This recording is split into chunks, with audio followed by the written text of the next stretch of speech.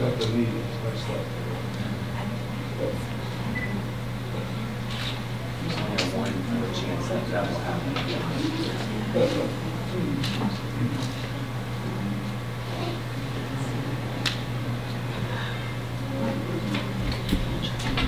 Okay.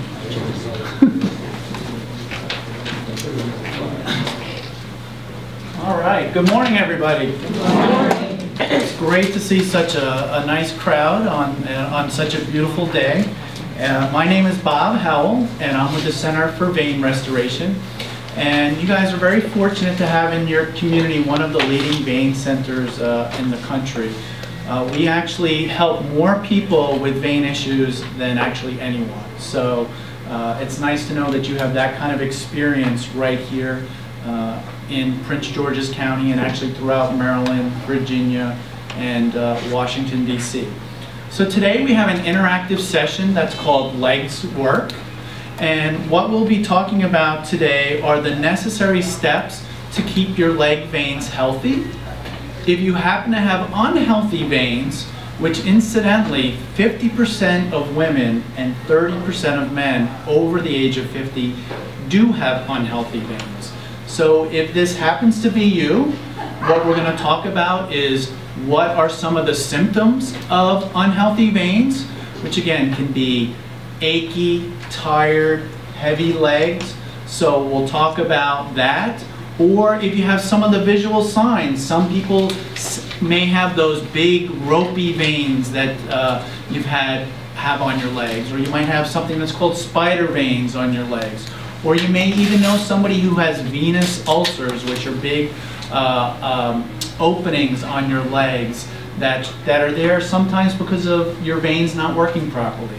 So we're going to talk about that, and we're also going to give you tips on how you can avoid having these kind of leg issues. So there's certainly things that you can do, and there's certainly things you can do right here in your beautiful senior center to prevent leg vein issues, or if you have them, how to make the symptoms not bother you so much. So right now, I'd like to introduce Zayed Meadows, who is the technical director of our vascular ultrasound lab. And Zayed is going to talk to you about all of these things and how we can inform you about it and make you feel better if you have some of these issues. Zayed? Thank you, Bob. Thank you all for having us again. Like Bob stated, this is interactive, so I will call on you to raise your hand. I may ask you some questions that you find pertain to yourself, or maybe you know someone that the answer, to the question that I may ask is relevant. So please don't feel comfortable. By all means, raise your hand if you have a question. If I'm on a particular slide and there's something you want to know more about, feel free to ask the question. We'll have a moment at the end also where I'll be happy to answer questions as well. Okay, so let's go ahead and get started.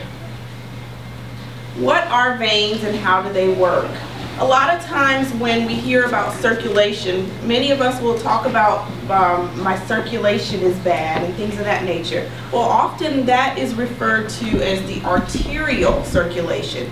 The arteries are represented in red here. The arteries actually carry the blood from the heart out to your extremities, so your arms and your legs. The other side of the circulation that we're going to focus on today is your veins. The veins carry the blood from your extremities, being your arms and your legs, back to the heart. Okay, so that's just a little anatomy course right there.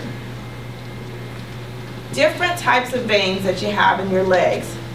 Deep veins. The deep veins are the veins that you'll often hear about. Has anybody ever had a blood clot before? Or know somebody who's had a blood clot? All right, so these are the veins that we're talking about, that we're most concerned with when we're dealing with a blood clot. These veins lie inside the muscle. So a blood clot, when a deep vein thrombosis, is not something that you can actually see. It lies inside the deep venous system, which is within the muscle. The superficial system that we'll talk about mostly here involves those varicose veins that you may be able to see. Often people think that when you talk about varicose veins, that it's just something you can see, those bulgy, ropey veins that may appear on your legs. It's not always something you can see on the outside of your leg. It may be a little bit deeper under the skin to where you cannot see it. But we're going to focus in on the superficial system. And then we have the perforating veins here.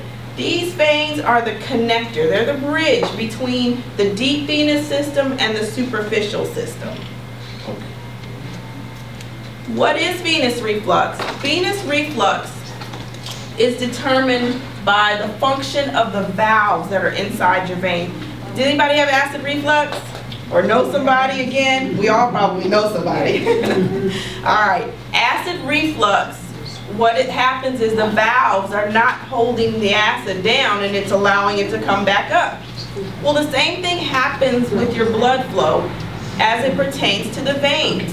There's valves inside your veins, and these valves are designed to force the blood to flow in one direction. And when those valves are not functioning properly, then the blood is able to fall backwards. Remember, we said that blood flow in the veins flows out of the legs and back to the heart. But again, when those valves aren't functioning properly, that blood then can seep backwards down the leg. And this is what is known as reflux. Vascular issues comprise more than 25, it affects more than 25 million in the U.S. That's a big number. And most of us don't realize that when we're talking about venous insufficiency as issues that relate to the veins. The one good thing about this is issues with the veins are easy to treat. And we'll talk about that a little bit more later on in the talk. What are the symptoms? Anybody got achy legs, tired legs, heavy legs, cramping? Has anybody ever experienced any cramping? Yes. Late at night especially? Yes. Well, one of the things about cramping is that cramping is not always resolved by eating a banana. Sometimes we think, oh, I'm not getting enough potassium. I just need to eat more bananas or something like that. It's not always something that will resolve the cramping for you. Cramping is one of the signs that is associated or can be associated with chronic venous disease. Other things are heaviness.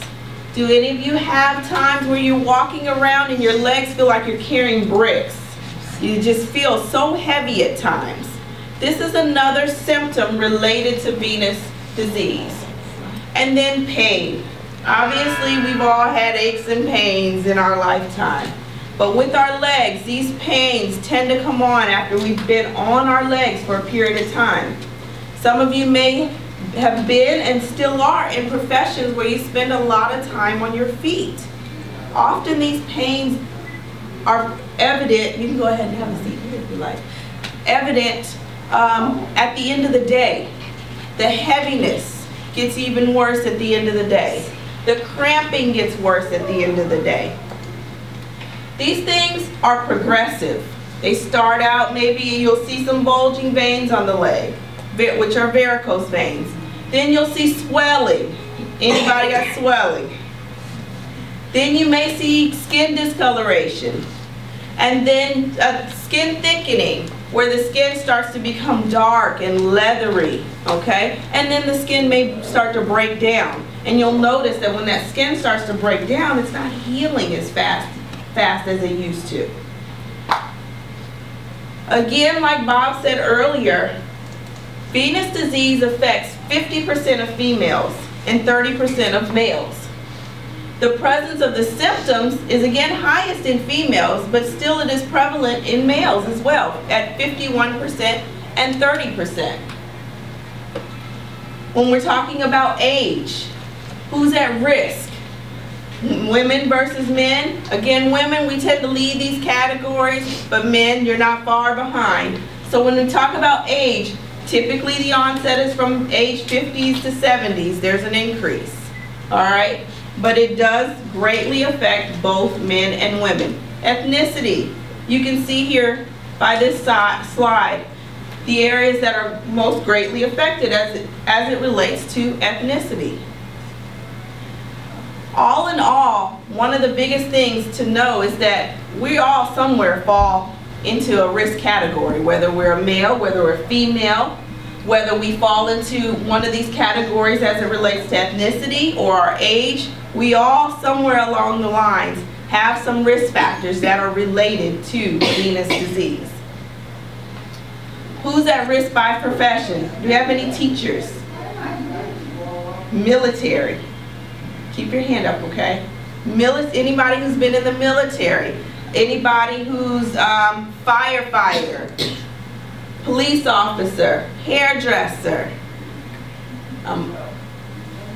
Any of these things that involve being on your feet for long periods of time put you at a greater risk for developing varicose veins and venous disease.